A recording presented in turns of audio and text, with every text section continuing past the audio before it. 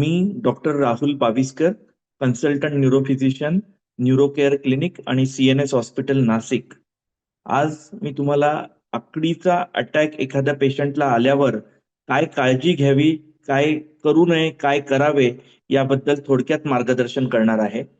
फेफड्याच्या अटॅकमध्ये पेशंटला सडनली त्याला मूर्छा येते, तो खाली कोसळतो आणि खाली कोसळल्यानंतर डोळे वर जाणं, हातापायाला जोरजोरात झटके देणं, तोंडातून लाळ गळणं, जीभ दातांमध्ये चावली जाणं आणि तोंडातून रक्तस्राव होणं आणि तोंडाला फेस येणं, अशा पद्धतीची लक्षणं आपल्याला त्या क्षणी दिसू शकतात. असं जर तुम्हाला कुठल्याही व्यक्तीबाबत होत असताना दिसलं, तर इमिजिएटली त्याच्या आजूबाजूला गर्दी न करता त्याला मोकळ्या हवेत नेणं किंवा आजूबाजूच्या खिडक्या उघडणं, त्याच्या अवतीभोवती अजिबात गर्दी न करणं, त्याची कूस एका बाजूला वळवणं, म्हणजे जी लाळ त्याच्या तोंडातून बाहेर येते ती त्याने गिळता कामा नये. तोंडात कुठल्याही पद्धतीने आपला हात, चमचा, अन्यथा कांदा लावणं या पद्धती अजिबात वापरू नये. जनरली या हालचाली 2 ते 3 मिनिटाकरता राहतात.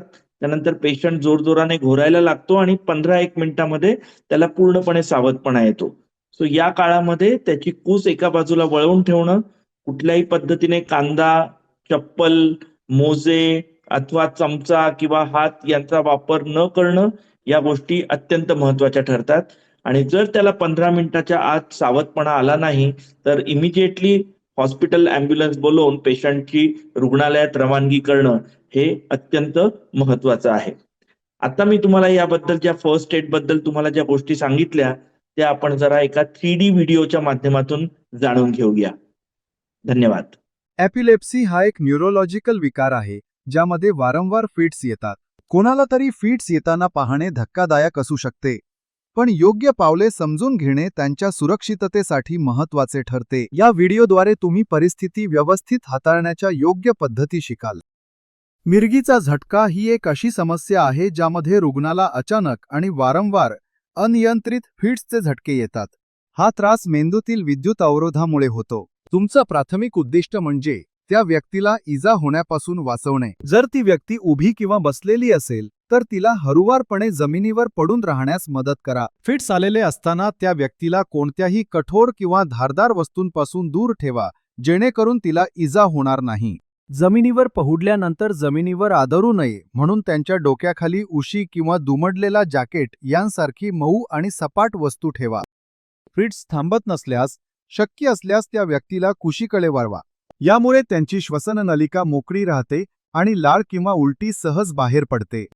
फिट्स किती वेळ राहतात हे घड्याळात पाहणे महत्त्वाचे आहे. कधी सुरू होतात आणि किती वेळ टिकून राहतात हे लक्षात ठेवा. जर तुम्हाला वैद्यकीय मदत मागवावी लागली तर ही माहिती वैद्यकीय तज्ज्ञांना उपयुक्त ठरेल. फिट्स दरम्यान काही गंभीर गोष्टी तुम्ही अजिबात करू नयेत. या व्यक्तीच्या तोंडात काहीही घालू नका. जुने गैरसमज काढून टाका.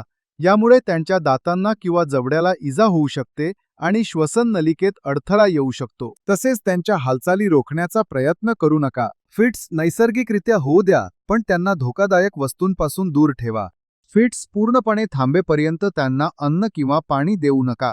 फिट्स थांबेपर्यंत आणि ती व्यक्ती पूर्णपणे शुद्धीवर येईपर्यंत तिच्यासोबत थांबा. फिट्स नंतर त्यांना गोंधळलेपणा किंवा तंद्री जाणवू शकते. यांच्याशी शांतपणे बोला आणि त्यांना धीर द्या.